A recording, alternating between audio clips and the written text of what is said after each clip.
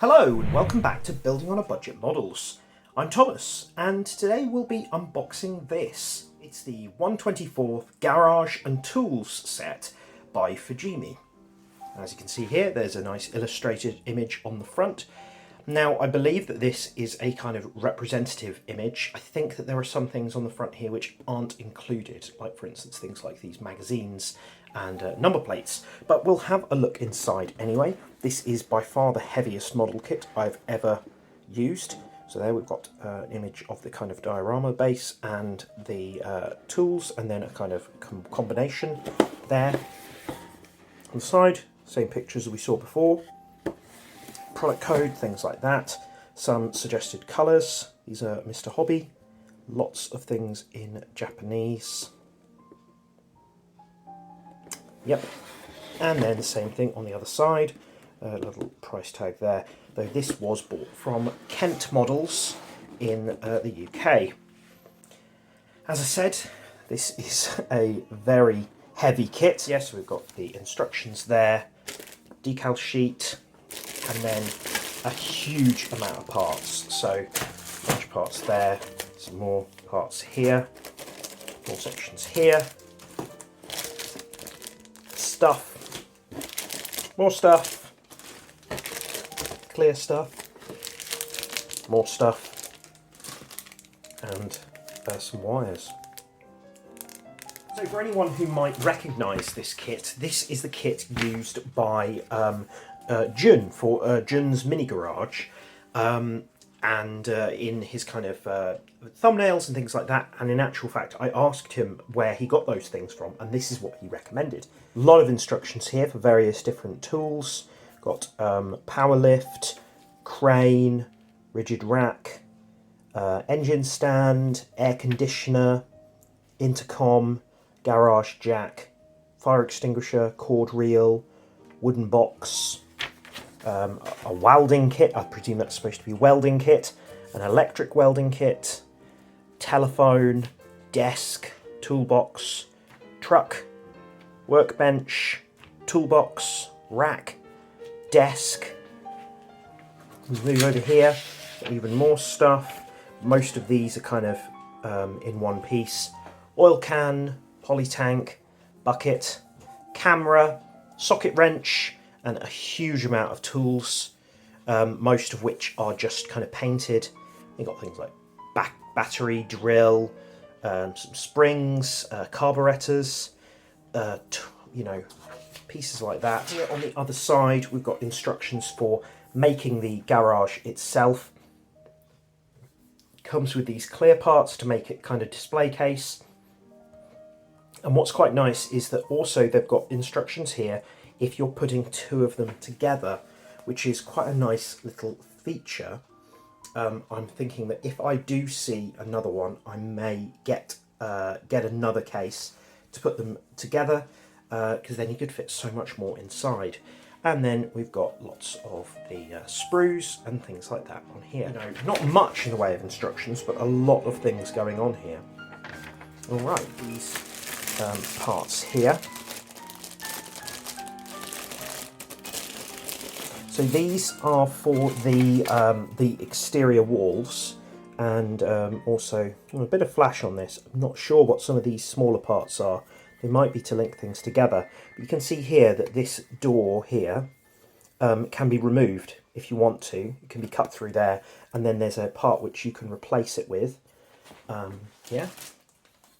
And then this is very much the same, and it's got an exterior window which you can choose to add or not. We'll look at that later. And then this is the floor. Kind of featureless there, but it does have some kind of points in the corners.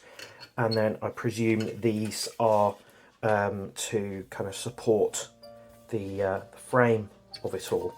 But yeah, so large parts there. So you can imagine that is the base. So that is, in fact, you know what I'll do is I'll get a model to give you an idea. So here we are. This is the Mitsubishi Lancer Evo 6 by Tamiya in 1/24 scale. So you can see that a model like this would take up quite a bit of room in there if you were to do this as a diorama. So you can see why they suggest that you could get 2 of these bases to kind of build it up. Walls would kind of go together like so. Yeah. So yeah, easily fit 1 car in there anyway. So I wondered what these were when I got them before, but these are the clear plates, and they've got this backing on there to stop scratches from happening. So I'm not actually going to take these out. You'll have to wait and see when I build them, but yeah, so those have got this coating there to stop them from being scratched. And then next, I will take these out because I wondered what these were. So these are described as wallpaper in the instructions. So yeah, we've got this piece here, which is a kind of tiled floor. It is slightly embossed, which is a nice feature, but it is just a piece of cardboard. So I guess you would glue that down if you wanted to put that on. But these, which are different sizes, so for different walls, also I think are just a piece of cardboard. So if you wanted to put that into place, you could probably use some glue. Obviously you could replace that with maybe like brickwork if you wanted to change the look of it. Brickwork might look quite good. So I might look at some local hobby stores to see what I can find. Okay, then we've got this, which looks pretty boring. Seems to mainly just be pieces of things. Doesn't seem to be much flash on this, which is nice. But yeah, I think this is part of like the lift and the toolbox and things like that. There's nothing really remarkable, but what you can see here is from these teeth, you can see that the lift is adjustable. So that's nice. Then we've got these clear parts here. So you can see that a lot of these are to do with the framework of the case. But what you do have here is this nice window, and this is the door. Now I don't know why they've made the door a clear part. Maybe so that you can put a window in it or something, but I would imagine you'd probably want to paint that. And certainly on the box, it's solidly painted. Some more parts here. So this, I believe, is part of the base plate for the car lift. And then we've got this here. You can see that's the back of the chair. Sort of casters for the bottom of something.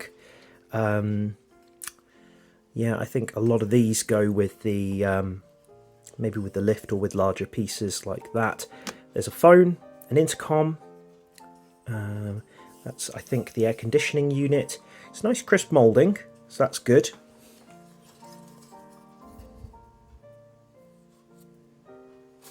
And the last sprue. Now this one has got a lot of things which you won't actually need to put together. You'll just need to paint. As you can see here, this has got things like these cans and tanks which need to be put together out of 2 or 3 parts. These wooden parts have got a kind of a grain in it, which is a nice feature. We've got these drills, also the gas canisters. I think these are to do with the carburetors, and then we've got loads of like spanners. Some of these unfortunately do have a bit of flash, but most of the pieces in here don't.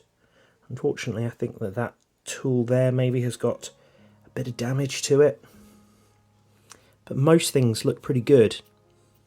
There's a toolbox there with some socket wrenches in. That's nice. That's the battery, bit of flash on that. So it's a shame that this here, with the smallest part, I think has got the most flash, which is a bit disappointing.